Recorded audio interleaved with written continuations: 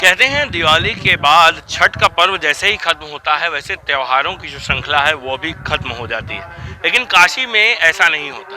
काशी में जब दीपावली और छठ का पर्व खत्म होता है तो उसके बाद त्योहार शुरू होते हैं और सबसे बड़ा और महत्वपूर्ण त्योहार माना जाता है देव दीपावली। इस बार 7 नवंबर को देव दीपावली का पर्व काशी में मनाया जाएगा और कहा जाता है कि इस दिवाली में देवता धरती पर उतर कर आते हैं और अपने तरीके से दीपावली मनाते हैं। और काशी में यह परंपरा ऐसे ही नहीं है बल्कि इस परंपरा का सदियों पुराना कनेक्शन है। हम इस वक्त जिस घाट पर मौजूद हैं ये घाट उसी परंपरा की संस्थापना करने का काम किया था। हमारे पीछे आप देख सकते हैं, आपको तमाम आकाश दीप लंबी लंबी जो बल्लियां उस पर दिख रहे होंगे और इसके साथ सामने पंचगंगा घाट दिखाई दे रहा है। ये वही घाट है जहां पर कई सौ साल पहले देव दीपावली की शुरुआत सही मायने में की गई थी।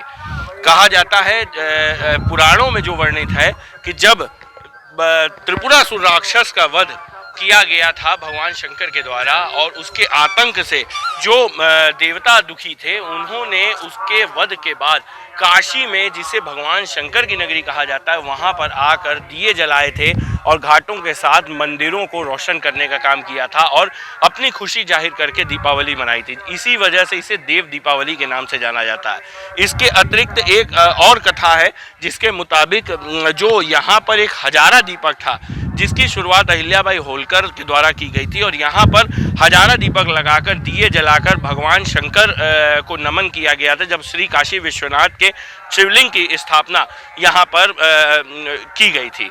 उस समय जब उसकी स्थापना हुई उसके बाद यहाँ पर दीप जलाकर पूरी काशी को जगमग करने की कोशिश की गई थी और वह हजारा दीपक आज भी मौजूद है जहाँ पर हर देव दीपावली के दौरान सबसे पहले उसे जगमगाने के बाद ही बाकी घाटों पर देव दीपावली की शुरुआत की जाती है। फिलहाल अब यह देव दीपावली का पर्व काफ़ी विस्तृत रूप में हो गया। 84 घाटों की लंबी श्रृंखला पर इसे मनाया जाता है, लेकिन यह परंपरा शिव पुराण और जो तमाम पुराण हैं उनमें भी वर्णित है और इसके साथ ही साथ देव दीपावली है जो वो अपने आप में अनूठी, परंपरागत, सांस्कृतिक और पुराणों में वर्णित त्योहार के रूप में जानी जाती है और काशी में इसी घाट से इस परंपरा की शुरुआत मानी जाती है।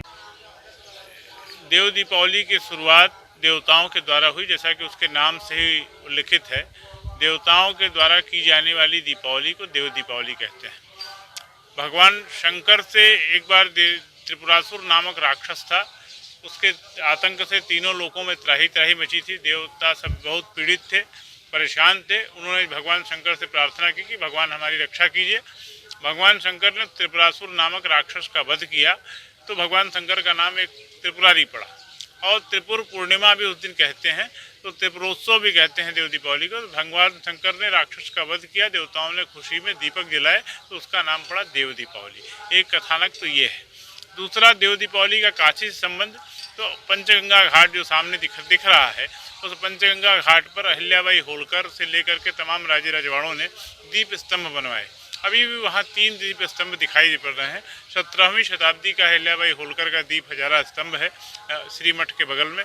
इसके अतिरिक्त पंचगंगा बिंदु माधव मंदिर की सीढ़ियों पर भी 2 स्तंभ है, 500 दीपकों का और 100 दीपकों का।